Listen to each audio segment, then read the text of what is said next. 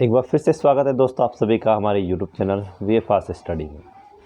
तो आज हम बात करने वाले हैं जो हम बात कर रहे थे चित्रकला माध्यम एवं तकनीक की विधियां जो थी जिन विधियों में मतलब हम कार्य करते हैं उसका आज हम सेकंड पार्ट की बात करेंगे। यानी कि फर्स्ट पार्ट मैंने आपको बताया था। अगर आपने इसका फर्स्ट पार्ट नहीं देखा है तो आप आई बटन जो होगा वहाँ पे क्लिक कीजिए, आपको फर्स्ट पार्ट मिल जाएगा। चलिए तो आज सेकंड पार्ट स्टार्ट कर लेते हैं।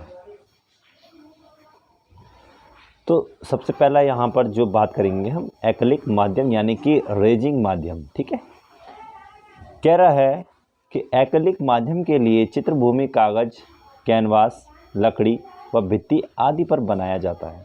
ठीक है, मतलब जो एक्रिलिक कलर होता है, ठीक है, उसमें जब हम काम करते हैं एक्रिलिक माध्यम में काम करते हैं तो उसके लिए चित्रभूमि क्या होनी चाहिए, कागज़ होनी चाहिए, कैनवास होनी चाहिए, लकड़ी और भित्ति। ठीक है, भित्ति दीवार हो जाता है, बाकी कैनवास तो आपको पता ही है, कागज़ भी आपको पता है और लकड़ी भी आपको पता है।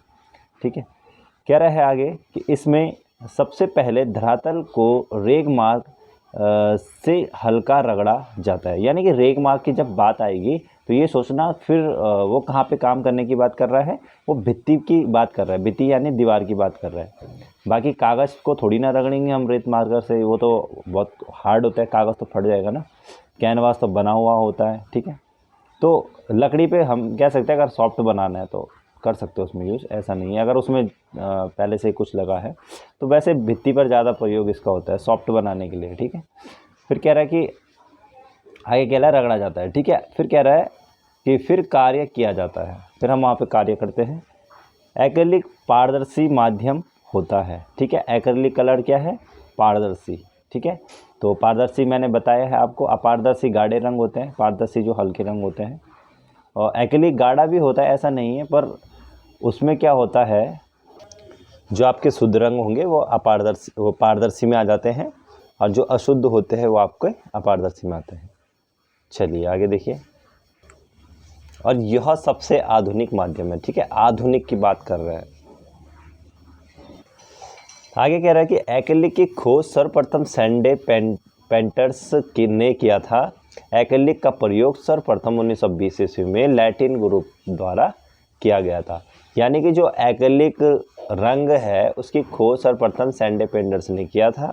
ठीक है, एक्रिलिक का जो प्रयोग हुआ था सर्वप्रथम तो वो 1920 ईस्वी में हुआ था, किसके द्वारा, लैटिन ग्रुप के द्वारा। ठीक है, आगे कह रहा है कि भारत में एक्रिलिक का आरंभ 1950 के बाद हुआ था। अगर भारत में पूछेगा तो आपको 1950 याद रखना है, मतलब उसके बाद ही यहाँ पर इसका कार्य हुआ था। आगे कह रहा है कि एक्रिलिक का प्रयोग जल रंग व तैल रंग दोनों में प्रयोग किया जाता है। देखिए यहाँ पर इसका प्रयोग अलग ही प्रकार से देखने को मिलता है, यानी कि जल में भी हो रहा है और तैल में भी हो रहा है। ठीक है, गाढ़ा भी है और हल्का भी है, पानी के साथ भी हम प्रयोग कर सकते हैं इसका। अगला पॉइंट है शेड यानी कि छाया की बात कर रहा है। किसी भी रंगत का गहरा बल ही शेड यानी कि छाया कहलाता है। ठीक है, याद रखिएगा। और ये आपका वही आ जाता है, ठीक है, तान में आ जाता है, गहरी तान हम बोल सकते हैं इसे। मेन काइन क्या होता है, मेन काइन देखिए, चित्रकार की सहायता के लिए मानव देह का नमूना, यानी कि नमूना ही मेन काइन है। ठीक है, चित्रकार की सहायता के लिए। चलिए आगे देखिए, अगला पॉइंट है आपका पैटर्न। पैटर्न किसे कहेंगे हम, तो कह रहा है कि अलंकारिक आलेखन को पैटर्न कहते हैं। ठीक है, अलंकारिक जो कि मतलब किस पर होता है, देखो कपड़े पे होता है, कालीन, कपड़े कालीन पर आदि बने रूप को पैटर्न कहते हैं। यानी कि आपने देखा होंगे जो कपड़े चादर वगैरह होती है उन पर जो बने होते हैं अलंकरण, यानी फूल, पत्तियाँ, बेल, अलग अलग प्रकार से आपको देखने को मिलेंगे, मतलब सारे जॉइंट होते हैं आपस में, तो वही आपके क्या हो जाता है, पैटर्न हो जाता है। ठीक है, छोटी चीज़ें हैं, याद रखिएगा। जेनर पेंटिंग किसे कहते हैं, अगला पॉइंट है जेनर पेंटिंग। तो जेनर पेंटिंग यानी कि जनसाधारण से संबंधित चित्रण, जेनर पेंटिंग। अब ये जनसाधारण से संबंधित ये आप मुझे नीचे कमेंट सेक्शन में बताओगे कि क्या है। ठीक है, थोड़ा मुझे इसके बारे में पता नहीं है। देखिए कह रहा है मोज़ाइक मणिकुट्टम, पच्चीकारी और पित्रादुरा, ये 4 प्रकार की इन्होंने तकनीक, मतलब एक ही प्रकार की है ये। तो किस प्रकार की तकनीकें हैं ये देखिए क्या कह रहा है। स्थापत्य कला में मोज़ाइक सजाने की विधि, यानी कि एक विधि है जिसमें रंगीन कांच, रंगीन पत्थर व बहुमूल्य धातुओं को पत्थर पर जमाया जाता है। ठीक है, मतलब वहाँ पत्थर पर, मतलब वहाँ पर उन्होंने उसको लगाया होगा और लगाने के बाद एक चित्र का वहाँ पर क्या होता है, निर्माण होता है। तो वही चीज़ कहने की कोशिश कर रहा है। देखो मोज़ाइक में तो आपका रंगीन कांच वगैरह ये आता है, इसे मणिकुट्टम भी कहते हैं, पच्चीकारी हो गया, पित्रादुरा। फिर कह रहा है कि इसका प्रयोग अधिकांश बाइजेंटाइन कला में होता है। बाइजेंटाइन आपकी मध्यकाल की कला है जो आपकी यूरोप में है। ठीक है, तो इसके बारे में भी हम आपको बताएंगे। ईसाई धर्म से संबंधित यहाँ पर चित्र भी देखने को मिल जाएंगे आपको। चलिए आगे बढ़ते हैं। कह रहा है कि भारत में सर्वप्रथम जहांगीर ने अपने ससुर एतमादुद्दौला का मकबरा आगरा में क्या किया था उन्होंने, पित्रादपुरा का प्रयोग, यानी पित्रादुरा का प्रयोग उन्होंने करा था। ये मतलब जो टेक्निक है किसका, जहांगीर के ससुर। ठीक है, ये आप याद रखिएगा। नाइफ पेंटिंग के बारे में देखिए क्या कह रहा है। कह रहा है चित्र बनाने के लिए नाइफ चाकू से कलर उठाकर चित्र को पूर्ण करना नाइफ पेंटिंग कहलाता है। यानी कि चाकू का प्रयोग यहाँ पर होता है, नाइफ चाकू, यानी कि चाकू ये वाला चाकू का प्रयोग नहीं होता है। ठीक है, उसमें अलग प्रकार के चाकू होते हैं, तो आपको देखने को मिल जाएगा। एक बार नेट पे सर्च करके ज़रूर देख लीजिएगा अगर जिसको पता नहीं है। कह रहा है कि इसका सर्वप्रथम प्रयोग मकबूल फिदा हुसैन ने किया था। यानी कि हुसैन कौन थे, आपके आधुनिक बाद के चित्रकार थे। ठीक है, और हुसैन की मैं जन्म की बात करूँ तो महाराष्ट्र के अंतर्गत आपका आता है पंढरपुर और सोलापुर, मतलब क्या है वहाँ पे इनका जन्म हुआ था, पंढरपुर और सोलापुर। सोलापुर तो जिला है और पंढरपुर आपका गांव हो जाता है। मकबूल फिदा हुसैन मतलब ये एक विवाद चित्रकार रहे, यानी कि जब इन्होंने भारत माता का नग्न चित्र बनाया था तो फिर ये मतलब भारत से चले गए थे, इनको भागना पड़ा यहाँ से। तो इनके बारे में भी बताएंगे हम आगे आपको। चलिए आगे बढ़ते हैं। कोलाज देखिए क्या रहा है कि कागज़ या कपड़े के विभिन्न टुकड़ों से बने चित्र को कोलाज कहते हैं। देखिए कागज़ और कपड़े के बोल रहे हैं, विभिन्न टुकड़ों से बने, मतलब कुछ भी आप लेके धरातल पर चिपकाइए और एक चित्र की रचना कीजिए तो वो कोलाज में आ जाएगा आपका। ठीक है, यहाँ पर आगे क्या रहा है, कह रहा है कि कोलाज विधि की खोज घनवाद के प्रवर्तक ब्राक ने 1912 ईस्वी में की थी। यानी कि कोलाज विधि की खोज किसने की थी, घनवाद के कौन थे प्रवर्तक, ब्राक थे, उन्होंने 1912 ईस्वी में इसकी खोज की थी। तथा पिकासो ने कोलाज माध्यम से प्रथम कृति ब्रेंत की कुर्सी पर वास्तु समूह बनाया था। यानी कि कोलाज जो प्रथम चित्र बनाया गया, यानी कि जो बनाया गया था कोलाज माध्यम में, तो वो किसने बनाया था आपका, ठीक है, पिकासो ने बनाया था। कौन सा चित्र था, ब्रेंत की कुर्सी पर वास्तु समूह। ठीक है, ये चित्र हो जाता है। और ये दोनों घनवादी कलाकार है। घनवाद का प्रारंभ आपको 1907 में हुआ था।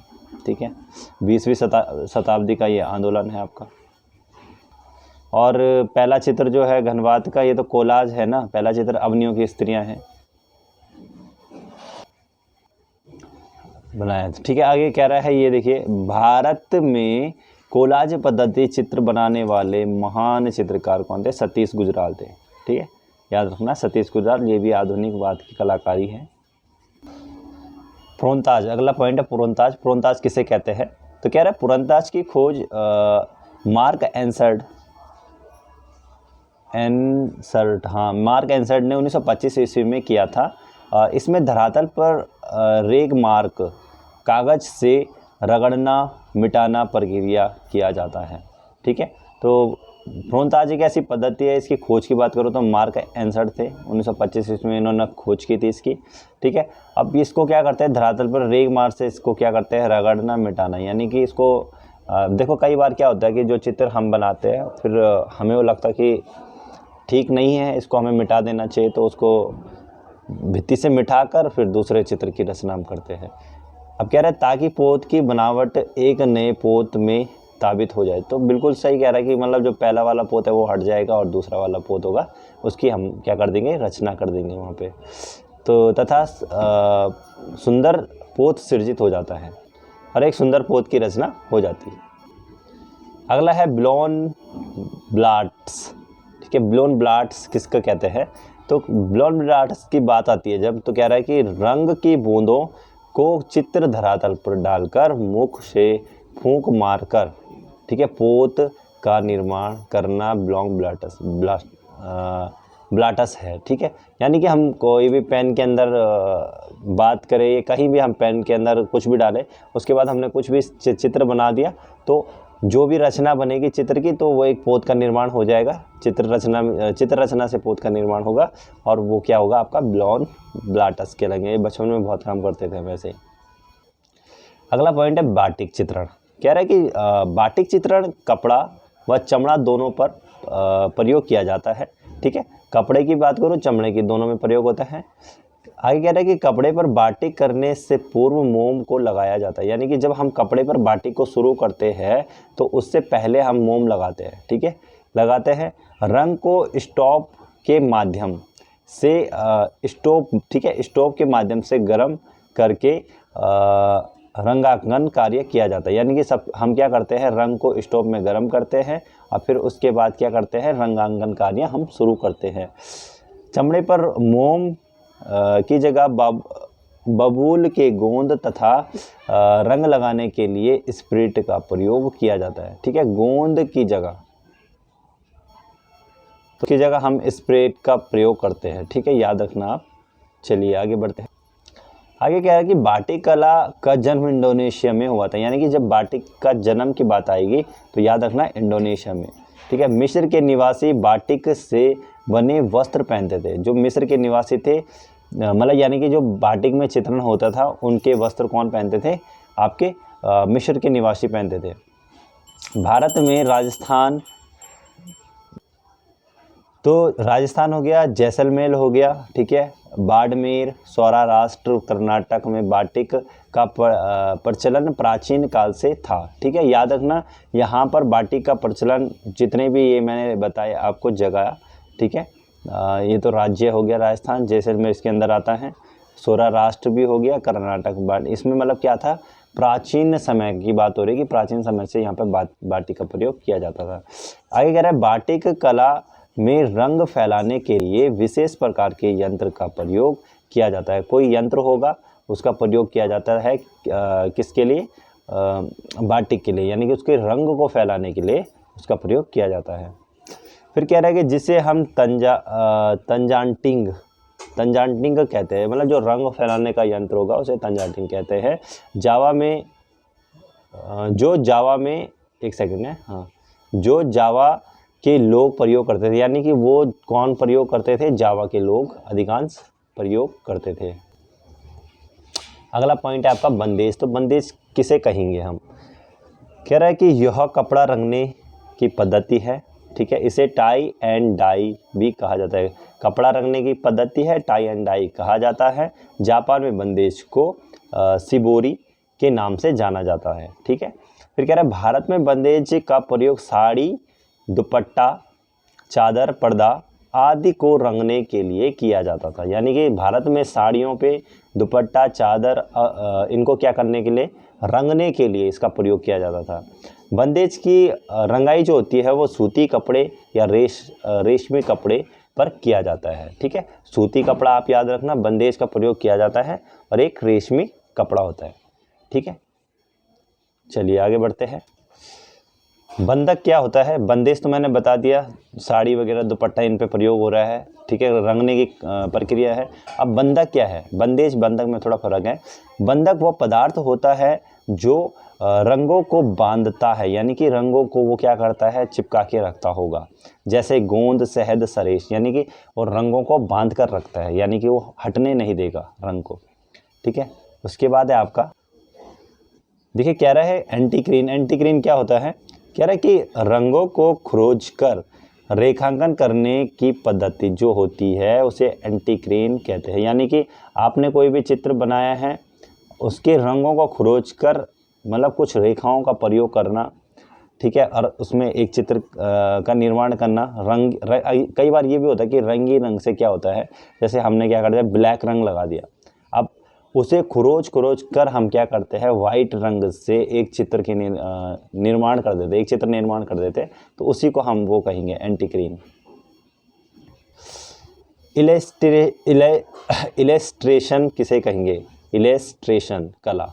तो कह रहा है जब कलाकार किसी कहानी या घटना या कथा, ठीक है, सूक्ति पर आधारित चित्रण करता है तो उसे इलस्ट्रेशन कला कहते हैं। यानी कि क्या होना चाहिए, कहानी होनी चाहिए, घटना होनी चाहिए या कथा, इनमें से कोई भी हो, उस सूक्ति पर मतलब उस चीज़ पर, मतलब क्या कहानी चल रही है, क्या घटना चल रही है, उस पर जो चित्रकार चित्रण कर रहा है, बना रहा है, उसी को हम इलस्ट्रेशन कहेंगे।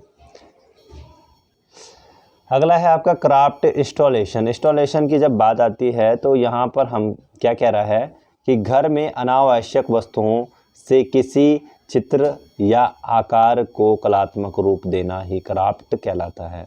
ठीक है, याद रखना, मतलब क्राफ्ट ऐसी चीज़ होती है, इंस्टॉलेशन ऐसी चीज़ होती है जो वेस्ट मटेरियल होता है, कहीं पर भी पड़ा है, कहीं से भी आप उठा के लेके आ गए और आपने क्या कर दिया, एक उसको मतलब चित्र का रूप दे दिया, ठीक है, उसको एक आकृति का रूप दे दिया, वही आपका क्या होगा, इंस्टॉलेशन होगा।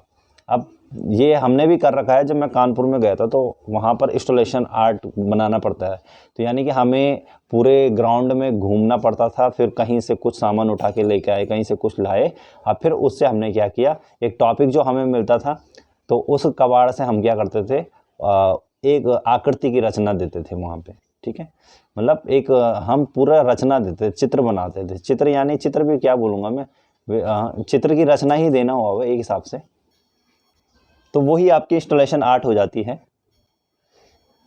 अगला देखिए आगे क्या रहा है, प्रसिद्ध कलाकार की बात करें तो विमान सुंदरम, नालिनी मालिनी, सुबोध गुप्ता, नेकचंद्र, ये मतलब इंस्टॉलेशन आर्ट के प्रमुख कलाकार है। अगला पॉइंट है आपका पेपर मेसी कला। ठीक है, ऐसा लिखा है, ये वैसे दिख तो रहा है थोड़ा बहुत, पेपर मेसी, ठीक है, और कला। कह रहा है कि इसमें चाक, मेथी, गोंद व कागज़ की लुगदी को मिक्स कर सांचे में डालकर निकालना ही पेपर मेसी है। देखो इसमें चौक, मेथी, गोंद, कागज़, इसका प्रयोग, इनकी मतलब कागज़ की लुगदी, तो मतलब इनको डालकर फिर मिक्स करके फिर रचना की जाती है चित्र की। अगला पॉइंट है आपका शास्त्रीय कला किसे कहेंगे हम, अजंता या परंपरागत जो कला होती है को आदर्श मानकर उसका अनुकरण यानी कि उसकी नकल करके या प्रदर्शन करके क्या करना, वही कला जो होती है आपकी शास्त्रीय कला कहलाती है। ठीक है, उसका नकल करके, मतलब यानी कि परंपरागत जो कला होती है उसकी नकल कर। अगला पॉइंट है आपका पटचित्र। तो लिखा है कि कपड़े पर बने चित्र को पटचित्र कहते हैं, यानी कि आप कपड़े पे कोई भी चित्र बनाओ तो उसे हम क्या कहेंगे, पटचित्र कहेंगे। अगला पॉइंट है थापा कला। ठीक है, थापा कला यानी कि हाथ से कोई भी थप्पा लगाते हो तो वो मतलब जो कला होगी वो आपकी थापा कला होगी। कह रहा है हाथ की छाप विधि को थापा कला कहते हैं। ठीक है, हाथ की छाप, यह राजस्थान में प्रचलित थी। कहाँ पर, राजस्थान में थापा कला। फिर कह रहा है कि यह विवाह या मांगलिक अवसर पर हाथ की छाप विधि से दीवार पर अंकित कर पूजा की जाती है। यानी कि जब क्या करते हैं हम, हाथ के छापे नहीं लगाते हैं, जब मतलब हम भगवान के वहाँ पे दरवाजे पे या फिर गेट पे कहीं पे भी हम मतलब हाथ के छाप लगाएंगे तो उसी को थापा कला कहते हैं। नेक्स्ट है आपका थंका कला। थंका क्या होती है, तो ये तिब्बत में प्रचलित है। वैसे देखिए धर्म व तंत्र से संबंधित चित्र जो झंडे व पट्ट चित्र बनाए जाते हैं। क्या क्या होना चाहिए, धर्म और तंत्र, यानी कि धर्म से संबंधित है, झंडे व पट्ट चित्र। ये हम जब बचपन में गांव में रहते थे तो वहाँ पर भी देखने को मिलते हैं। इस प्रकार के झंडे रहते थे, पतंग टाइप के, वो लगाई जाती थी। ठीक है, इस प्रकार से, तो शादी ब्याह में भी देखने को मिलता था, मतलब उसी प्रकार से होते थे। और ये तिब्बत वाले लोग भी ज़्यादा लगाते हैं, उन्हें थंका कहा जाता है। यह तिब्बत में प्रचलित है। ठीक है, याद रखना, इस प्रकार के झंडे होते हो, ये मैंने अभी बता दिया आपको। बेनिया क्या होता है, बेनिया तो कह रहा है कि गुलाबी व हरे रंग में बनाए गए छाप चित्र को वेनिया कहते हैं, यानी कि गुलाबी भी होना चाहिए आपका और हरा रंग भी होना चाहिए, ठीक है। इसमें इसे हम क्या कहेंगे, बेनिया कहेंगे, और ये जापान में प्रचलित थी, ठीक है। वसली देखिए, वसली क्या है, कागज़ के कई तह चिपकाकर उस पर चित्रण करना, ठीक है, चित्रण करना वसली कहलाता है। यानी कि कागज़ के हम कई तह चिपकाकर, ठीक है, और धरातल पर चिपकाते हैं तो उसकी एक रचना बना देते हैं, वैसे वसली को धरातल भी कहते हैं, और यह मुग़ल कला में प्रचलित था। तो मुग़ल में ये ज़्यादा देखने को मिलता है। अगर आपको क्वेश्चन आ गया कि कहाँ पर है तो आप मुग़ल बताइएगा। अगला पॉइंट है मोरक्का। मोरक्का क्या है, तो चित्रों के संग्रह को मोरक्का या एक सेकंड या एल्बम कहते हैं, ठीक है। मोरक्का मुग़ल काल में प्रचलित था, यानी कि जो मोरक्का है आपका, ठीक है, उसे हम एल्बम कहते हैं। एल्बम मतलब क्या होता है आपका, जो जैसे आपकी शादी ब्याह का एल्बम होता है वैसे ही, पर उसमें क्या था, उसमें चित्र रहते थे, ठीक है, और ये आपका मुग़ल काल में प्रचलित था, ठीक है, याद रखिएगा। फ़िरका, फ़िरका प्रसिद्ध है आपका, कंपनी शैली में देखने को मिलता है, सेट कहते हैं इसे। तो 6 छोटे चित्रों के सेट को फ़िरका कहते हैं, ठीक है। 6 चित्रों के सेट होते थे जो, और ये कंपनी शैली में प्रचलित था, ठीक है। फ़िरका कहाँ था, कंपनी शैली में प्रचलित था। इकेबाना क्या है, इकेबाना, तो इकेबाना आपका फूलों से सजने की कला को इकेबाना कहते हैं, ठीक है। फूलों से सजने वाली कला है, और जापान में क्या थी, ये प्रचलित थी, जापान की कला है। अगला है खसड़ा। खसड़ा किसे कहेंगे हम, तो स्केच करने या रेखांकन करना खसड़ा कहलाता है, या स्केच होगा या फिर हम रेखांकन कह सकते हैं उसे, तो उसे हम क्या कहेंगे, खसड़ा, खसड़ा कहेंगे। कंपोजिशन क्या है, किसी चित्र के विभिन्न तत्वों को सुव्यवस्थित ढंग से संयोजित करना कंपोजिशन कहलाता है। यानी कि कोई भी हमने हमारा धरातल है, यहाँ पर हमारे जितने भी चित्र बने होंगे वो व्यवस्थित होने चाहिए। जैसे मैंने आपको बताया था कि कोई भी हम चित्र बना रहे हैं तो उसमें जो भी आकृति हम बनाएंगे, पीछे की आकृति, यानी कि मैं आगे की आकृति बनाऊंगा तो बड़ी होगी, और पीछे की जो आकृतियाँ होंगी वो छोटी होंगी, है ना। तो वो मतलब क्या होनी चाहिए, संतुलन होना चाहिए, बैलेंस होना चाहिए, ठीक है, तभी जाके हमारा एक कंपोजिशन बनेगा। मतलब अच्छा संयोजन हमें करना है उसमें, किसी भी तरह से आकृतियाँ हमारी अनबैलेंस नहीं होनी चाहिए। अगला पॉइंट है प्रतिमा क्या होती है। प्रतिमा आपकी होती है किसी भी वस्तु या मनुष्य का वास्तविक रूप, यानी कि हूबहू होना चाहिए, चित्रण करना ही प्रतिमा है। कोई भी हमने वस्तु ली या मनुष्य को लिया या हमने किसी को भी लिया, तो अगर हमने उसका हूबहू चित्र बना दिया तो उसी को हम क्या कहेंगे, प्रतिमा कहेंगे। पर मूर्ति बनाए, कुछ भी करें आप, पर होनी आपकी हूबहू होनी चाहिए, यानी कि सेम टू सेम रियलिस्टिक लगनी चाहिए। मूर्ति किसे कहेंगे, कह रहा है कि अपनी अभिव्यक्ति के आधार पर रचना करना ही मूर्ति, यानी कि आप अपनी अभिव्यक्ति के आधार, यानी कि जो भी आपकी भावनाओं में है उन भावनाओं के कारण आप जो भी अभिव्यक्ति करना चाहते हो, मूर्ति की किसी भी प्रकार की हो सकती है। हाईगा, यानी कि ये लिखा है आपका हा ई गा, ठीक है। तो जापानी रंग चित्रकला को हाईगा कहते हैं, यानी कि जापानी रंग चित्र। देखो वहाँ पर जैसे यहाँ पर चित्रकला है तो वहाँ पर हाईगा कहेंगे चित्रकला को। काकामीनो, ठीक है, काकामीनो क्या है, जापानी पद्धति कुंडली चित्र को काकीमीनो कहते हैं, ठीक है। जो जापानी क्या होगा, कुंडली चित्र होंगे, उनको क्या कहेंगे हम, काकीमीनो कहेंगे, ठीक है। चलिए आगे बढ़ते। लैप कंप किसे कहेंगे हम, कह रहा है कि लकड़ी व पत्थर पर चित्रण करना लैप कंप कहलाता है, यानी कि लकड़ी पे बात करूं या पत्थर पे बात करूं, तो जो भी आप चित्रण करोगे उसे लैप कंप कहेंगे। कैलीग्राफी, देखिए अगला पॉइंट, कह रहा है कि सुंदर अक्षर लेखन को कैलीग्राफी कहते हैं, यानी कि लेखन की बात कर रहे हैं, ठीक है, अक्षर लेखन, यहाँ पर चित्र की बात नहीं हो रही है, उसे हम कैलीग्राफी कहेंगे। एनिमेशन की बात कर रहा है, पॉइंट है देखिए, एनिमेशन तो किसी कहानी पर आधारित कंप्यूटर सॉफ्टवेयर के आधार पर फिल्म का निर्माण करना ही क्या है आपका एनिमेशन है। देखो एनिमेशन में हम कंप्यूटर में क्या करते हैं, कंप्यूटर सॉफ्टवेयर में कोई भी कहानी को दोहरा देते हैं, तो उसी में हम उसी को क्या कहेंगे, हम एनिमेशन कहेंगे। और उसमें हम चित्रों को भी दिखा सकते हैं एनिमेशन के माध्यम से। तो एनिमेशन की जो एडिटिंग होती है बहुत तगड़ी एडिटिंग होती है, यानी कि ग्रीन स्क्रीन लगी होती है और ग्रीन स्क्रीन के चक्कर में हम क्या कई चीज़ों को बैकग्राउंड चेंज कर सकते हैं, कई चीज़ें दिखा सकते हैं हम उसमें।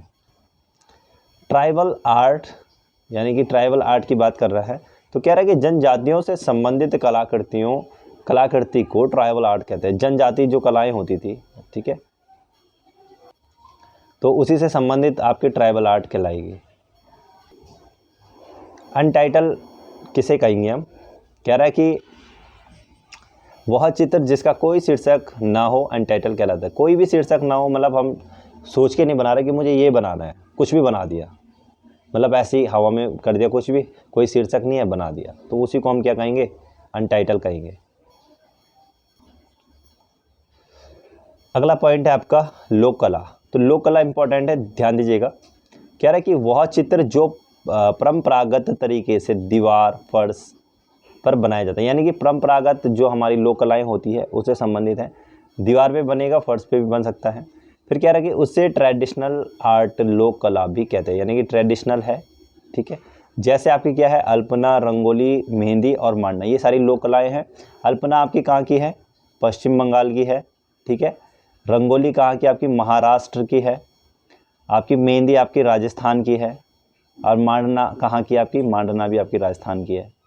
तो ये क्या है, आपकी लोक कलाएँ हैं, याद रखिएगा। चलिए आगे देखिए।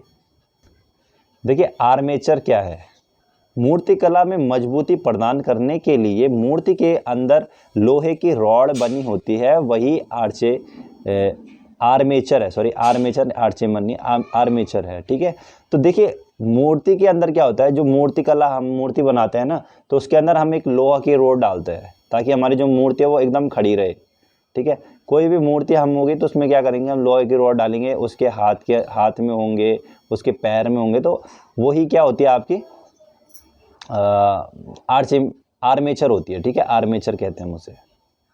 अगला है आपका पतीना। क्या होता है पतीना, पतीना क्या होता है, वार्निश या चमकदार तेल के प्रयोग से कलाकृति में बढ़ी हुई चमक क्या होती है, पतीना होती है। यानी कि कोई भी कलाकृति हमने बनाई, ठीक है, और उसमें क्या किया हमने, कोई भी कलाकृति है उसको हमने बनाया और उसमें हमने ये लगा दिया, तो चमकदार तेल होता है, तो वो क्या करता है, आकृति को और ज़्यादा सुंदर दिखा देता है, ठीक है, याद रखना। पायस क्या होता है, तो देखिए क्या कह रहा है, तैलीय पदार्थ का अन्य द्रव्य में घोल पायस होता है, जैसे अंडा, मोम इत्यादि। तो इसका प्रयोग होता है आपका, तो अंडे का प्रयोग तो आपका टेम्परा में होता है और मोम का प्रयोग आपका बाटिक में होता है। तो यही कहना चाहता है कि पायस का प्रयोग, मतलब यही चीज़ देखने चाहता है, इसका घोल मिला के। तो तैलीय पदार्थ होना चाहिए, उसका अन्य किसी भी द्रव्य में हम मिलाए घोल, तो उसी को हम क्या कहेंगे, पायस कहेंगे, ठीक है। और अंडा मोम भी देखने को मिल जाता है। चलिए आगे देखिए, चलता है। अगला पॉइंट है आपका स्थानक, यानी कि स्थानक क्या होता है, कह रहा है कि खड़ी प्रतिमा को हम स्थानक कहते हैं, कोई भी खड़ी प्रतिमा है उसे हम स्थानक कहेंगे। नेक्स्ट पॉइंट है आपका टेम्परा। टेम्परा में कह रहा है कि पानी के साथ घुलनशील एवं सूखने के बाद अघुलनशील हो जाए तो उसे क्या कहेंगे, हम टेम्परा कहेंगे। और इसमें आपका क्या होता है, अंडे, ठीक है, अंडे और गोंद का प्रयोग होता है। अंडे और गोंद का इसमें क्या होता है, प्रयोग होता है टेम्परा में। टेम्परा चित्रण जब हम करते हैं, और इसमें याद रखना, पानी में घुलाएंगे तो घुलनशील होंगे और जब सूखेंगे तो अघुलनशील हो जाएंगे। शुष्क माध्यम क्या होता है, देखिए शुष्क माध्यम का शाब्दिक अर्थ है सूखा होता है, ठीक है। जैसे चूर्णित, यानी कि मैंने आपको बताया ना कि जो रंगोली वगैरह बनाई जाती है तो उसी को हम शुष्क माध्यम कहेंगे, ठीक है। रंगोली में चूर्ण होता है, पाउडर, उसमें कोई कलर, कोई हमें गीला पदार्थ नहीं मिलाना पड़ता, यानी कि कोई तेल हम क्या कहेंगे, उसमें हम कोई भी द्रव्य नहीं मिलाएंगे। ये अर्धन कलर हो गया। पेस्टल रंग, पेस्टल कलर यानी कि पेस्टल कैसे आती है आपकी, ये आती है आपकी पेंसिल टाइप की होती है वो, ठीक है। उसमें भी हम कोई पानी का ज़रूरत नहीं है, इसमें तो कोई द्रव्य नहीं मिलाएंगे, तो उसी को हम शुष्क माध्यम कहेंगे। अब देखिए चूर्णित मैंने रंग ऊपर बताया तो उसी के बारे में आ गया। कह रहा है कि इन रंगों का अर्थ पाउडर होता है, यानी पाउडर जैसे होता है, कोई भी इसमें पानी मिलाने की ज़रूरत नहीं है। भारतीय धर्म ग्रंथों में चूर्ण ठीक है, चूर्ण से चित्र बनाए जाते प्राचीन परंपरा रही है, यानी कि चूर्ण का प्रयोग प्राचीन समय में प्रयोग इसका होता था, ठीक है। फिर कह रहा है आगे कि जैसे आपकी रंगोली, चौकपूर्णा, ठीक है, सोनपुरवा, ये यहाँ पर देखने को मिल रहा है। रंगोली आपकी महाराष्ट्र की है, चौकपूर्णा आपकी उत्तर प्रदेश की है, और सोनपुरवा कहाँ की है ये आप एक बार चेक कर लेना, नीचे कमेंट सेक्शन में बताइएगा ये कहाँ की लोक कला है। अगला पॉइंट कह रहा है कि इसमें निम्नलिखित सामग्री प्रयोग की जाती है, जैसे लकड़ी का बुरादा, गेहूं का आटा, घास का कतरन, ठीक है, चावल, गुलाल, चूना, गोबर, रज पीले रंग का पाउडर, रामरज पीले रंग का पाउडर होता है। तो मतलब इतना सारा जो भी ये है ये आपको देखने को मिलेगा रंगोली में प्रयोग, ये इसमें प्रयोग किया जाता है चूर्णित में, ठीक है। फिर कह रहा है कि चूर्णित के लिए चित्रभूमि मुख्यतः भूमि जमीन, ठीक है, चित्रभूमि मुख्यतः भूमि जमीन पर की जाती है, यानी कि भूमि पर किया जाता है, ठीक है, याद रखना। चूर्णित यानी कि जब हम रंगोली वगैरह बनाएं या कुछ भी हम काम कर रहे हैं चूर्णित में, तो उसके लिए हमें क्या होना चाहिए, चित्रभूमि जो होगी वो भूमि होगी, यानी कि ज़मीन होगी, धरातल हमारा ज़मीन होना चाहिए। अब देखिए मैंने पेस्टल रंग आपको ऊपर बताया था, तो अब यहाँ पे भी आ गया तो पढ़ लेते हैं। कह रहा है पेस्टल शुद्ध, सरल व साधारण चित्र माध्यम है। पेस्टल में रंग को बिना किसी माध्यम के लगाया जाता है, ठीक है, मतलब कोई भी ऐसा नहीं है कि हम उसमें वाटर या तेल वगैरह द्रव्य किसी चीज़ का प्रयोग करें। पेस्टल से बने चित्र का रखरखाव, ठीक है, रखरखाव व सुरक्षित कठिन होता है। तो यहाँ पर कठिन की बात इसलिए कह रहा है क्योंकि वो क्या करता है, पेस्टल इधर उधर लग गए तो वो झड़ जाता है, तो इसलिए जैसे अगर हम कांच के फ्रेम में अगर उसको रख रहे हैं बनाने के बाद, तो कांच के फ्रेम में उसको टच नहीं होना है। अगर वो कांच के फ्रेम में टच होगा तो कांच पे भी लग जाएगा, इतना वो होता है, मतलब वो निकलता रहता है बार बार। तो इसके लिए एक पेस्टल वो भी आता है, शायद फिक्स एक्टिव होता है, क्या होता है एक बार देख लेते हैं क्या पता होगा यहाँ पे। पेस्टल के लिए मोटा खुरदरा कागज़ उपयुक्त है, ठीक है। इसके अतिरिक्त सफ़ेद ड्राइंग कागज़, पेपर बोट, या तो सफ़ेद ड्राइंग कागज़ हो या मोटा खुरदरा हो। हैंडमेड खुरदरा कागज़, यानी कि हैंडमेड का पेपर जो आता है वो भी इसके लिए प्रयोग किया जा सकता है। आगे कह रहा है पेस्टल से चित्र बनाने के लिए निम्न तकनीक का प्रयोग हो सकता है, यानी कि हमने तकनीकी क्या करनी है उसमें, उंगली द्वारा, ठीक है, उंगली द्वारा हम घिस के क्या कर सकते हैं, उसे बना सकते हैं, पेस्टल रंग से चित्रण कर सकते हैं। कागज़ द्वारा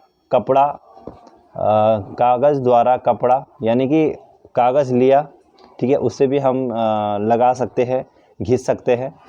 फिर कपड़े से भी कर सकते हैं, अथवा कपड़ा रुई द्वारा भी कर सकते हैं हम, ठीक है, रुई के द्वारा भी कर सकते हैं। आगे कह रहा है कि पेस्टल से बने चित्र लंबे समय तक सुरक्षित रखने के लिए फिक्स एडिटिव, मैंने अभी बोला था ना, फिक्स एडिटिव का प्रयोग किया जाता है। मतलब अगर उनको हमें अच्छे सुरक्षित रखना है लंबे समय तक, तो फिक्स एडिटिव का प्रयोग हमें करना पड़ेगा।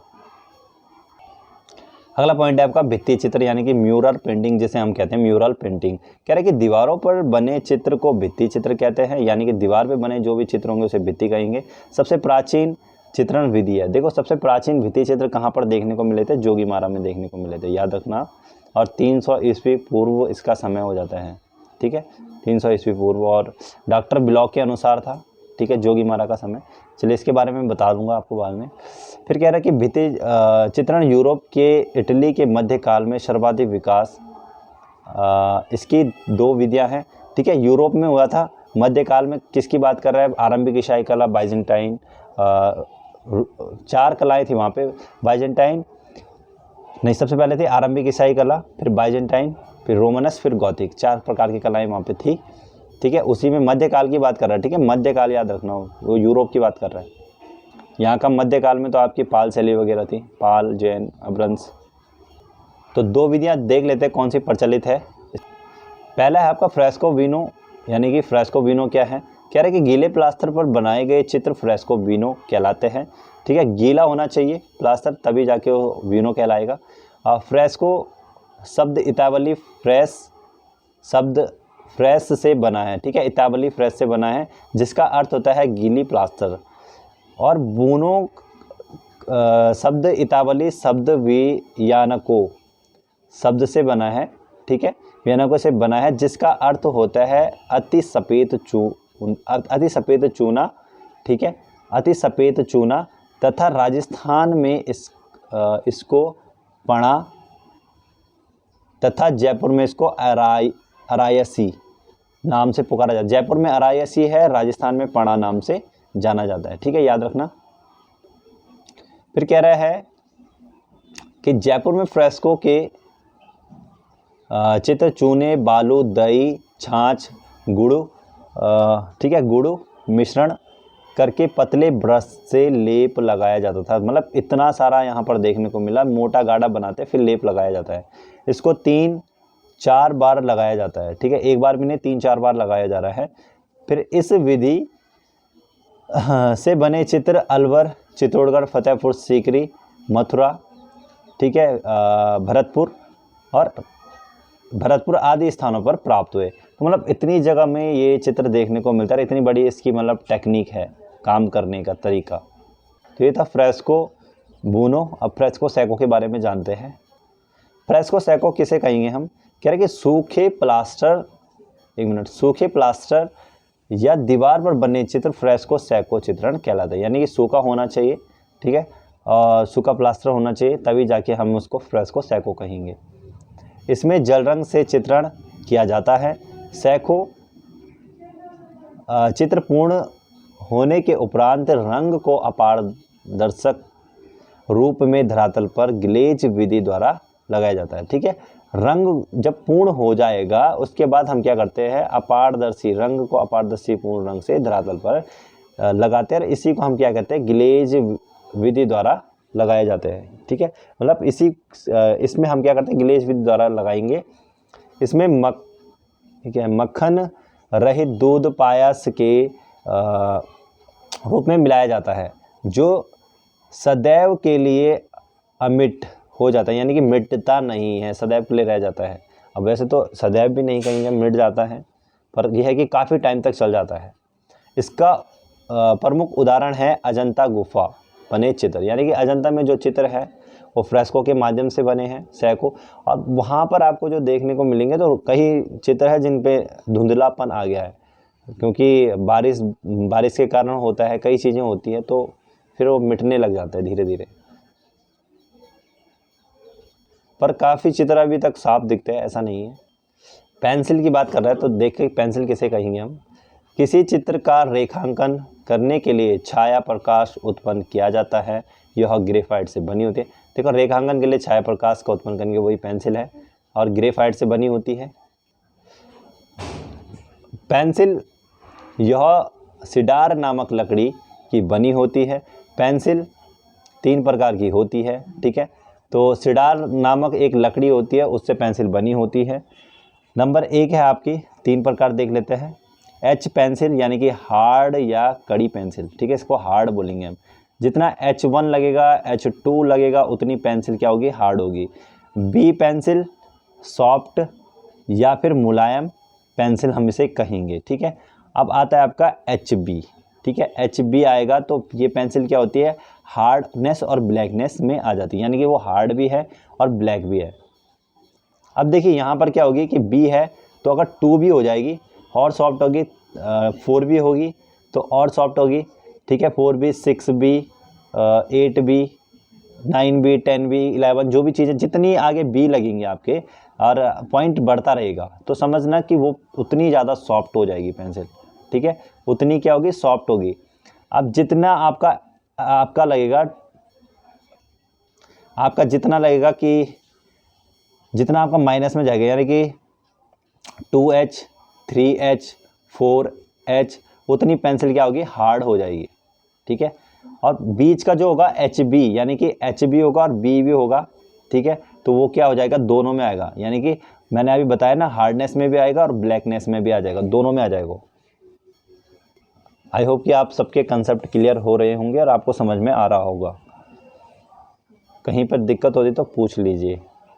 नीचे कमेंट सेक्शन है तो वहाँ पर आप पूछ सकते हो, और कहीं पर हमारे पॉइंट्स अगर गलत होते तो आप नीचे कमेंट सेक्शन में ज़रूर लिखिए, क्योंकि गलतियाँ हो जाती है कई बार बोलते टाइम।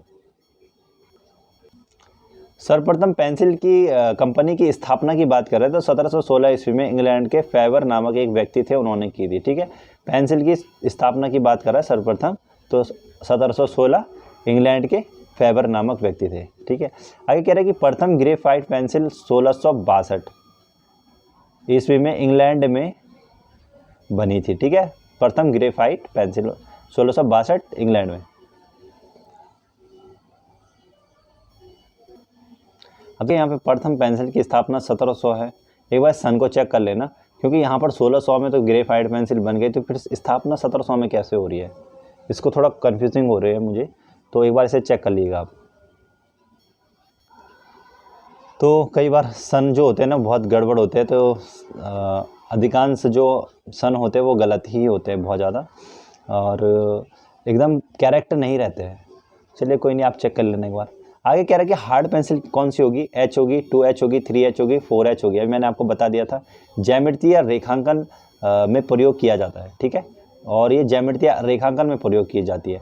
सॉफ्ट पेंसिल कौन सी होगी, B, 2B, 3B, 4B, 6B, 8B, 10B, 11B, जो भी चीज़ें हैं वो आगे कोमल होती जाएंगी। जितनी ज़्यादा B बढ़ेगा उतना रेखांकन क्या होगा आपका, कोमल होगा, प्रयोग होगा। और ये हमारे चित्रकला में ज़्यादा प्रयोग आती है ये वाली पेंसिल है, क्योंकि हम क्या करते हैं उसमें हम शेड के लिए काम आती है हमारी। जैसे हम कोई भी चित्र बनाते हैं तो उसमें शेड के लिए ये काम आती है। देखिए कागज़ का आकार, आगे पॉइंट है कागज़ का आकार। तो कागज़ का आकार जो होगा निम्नलिखित होते हैं। अगर डेसीमीटर कागज़ की बात करो तो 20 × 15.5 इसका वो हो जाता है, लंबाई चौड़ाई की बात कर रहा हूँ। ठीक है, मीडियम की बात करूँ तो 22 × 70.5 होगा। रॉयल की बात करूँ तो 24 × 90 होगा। ठीक है, नहीं 24 × 90। इसी प्रकार आपका इंपीरियल है तो इसके 30.5 × 22.5। इसके बाद आपका है डबल एलेगेंट, तो इतने सारे कागज़ है 40 × 26.75। ठीक है, एक्टिव क्वेरेयन जो कागज़ है वो आपका 53 × 31। तो बहुत सारे कागज़ हैं यहाँ पे, मैंने तो पता नहीं किस वाले कागज़ में काम किया, मुझे इतना पता ही नहीं है। तो ये कागज़ों के मतलब नाम है, इस प्रकार से ये कागज़ होते हैं। आगे देखिए, टी स्क्वायर की बात कर रहा है। नक्शा बनाने के लिए टी अक्षर के आकार की पतली लकड़ी की बनी होती है। इससे सरल व समांतर रेखाएं खींचने में क्या होता है, आसानी होती है। देखिए समांतर रेखाएं खींची जाती है इससे। और टी स्क्वायर होता है वो आपने ऐसे देखा होगा, बोर्ड पे अटकाना पड़ता है, तो इस प्रकार से देखने को मिलता है। एक बार नेट पे देख लेना, आपको पता चल जाएगा कि क्या है ये टी स्क्वायर। अगला पॉइंट है आपका कंपास। तो कंपास ऐसा टाइप का होता है आपका। ठीक है, तो देखिए क्या कर रहा है, वी आकार के आकृति वाली 2 भुजाओं वाला उपकरण होता है। ठीक है, वी आकार की, ये सॉरी गोला नहीं, वो दूसरा कंपास होता है जैसे हम क्या करते हैं डायरेक्शन देखते हैं, वो दूसरा होता है, ये अलग है। तो वी आकार का होता है ये, 2 भुजाएं वाले उपकरण होता है जिसका मुख्य काम होता है वृत्त, अर्धवृत्त, ठीक है, और गोला खींचने का काम आता है। इसे चेक कर लेना एक बार आप। अगला पॉइंट है आपका फार्नेस। फार्नेस क्या होता है, तो ये होता है आपका धातु गलाने की भट्टी को फर्नेस कहते हैं। यानी कि कोई भी धातु आप गलाएंगे, ठीक है, और उसकी जो भट्टी होगी, भट्टी को हम क्या कहेंगे, फर्नेस कहेंगे।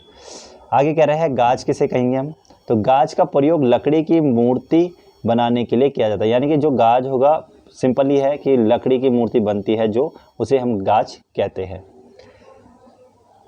अगला पॉइंट है आपका एग्रेफिटो, ठीक है, एग्रेफिटो।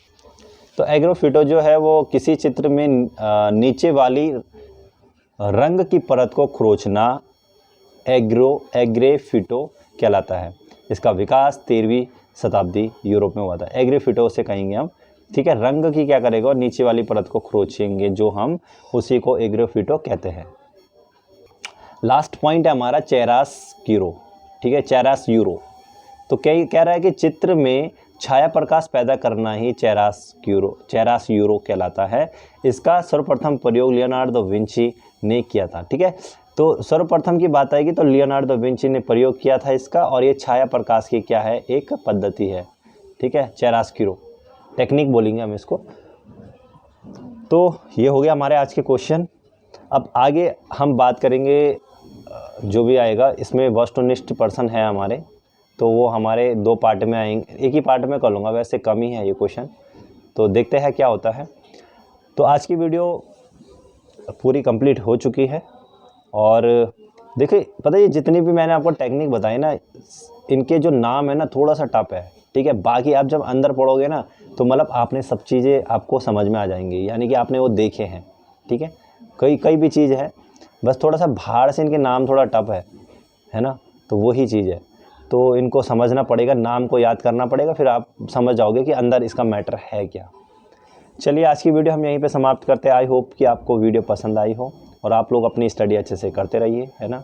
बाकी हमारे पास जिस प्रकार से समय है हम आपको देते हैं, वीडियो बना रहे हैं। बाकी जो वीडियो बना रहे हैं हम, उनको आप कभी जब आपको टाइम मिलता है तो आप तब देखिए, अगर नहीं आपके टाइम तो फिर आने वाले जो पेपर होंगे तो उस टाइम आप इनको देखिएगा, है ना। पहले तो मैं यही कहूँगा कि आप रेगुलर एक वीडियो तो देख लो, कम से कम एक वीडियो देखोगे तो आपको कुछ नॉलेज आएगा। नोट्स बना लो, ठीक है, कहीं ना कहीं तो काम आएंगे वो।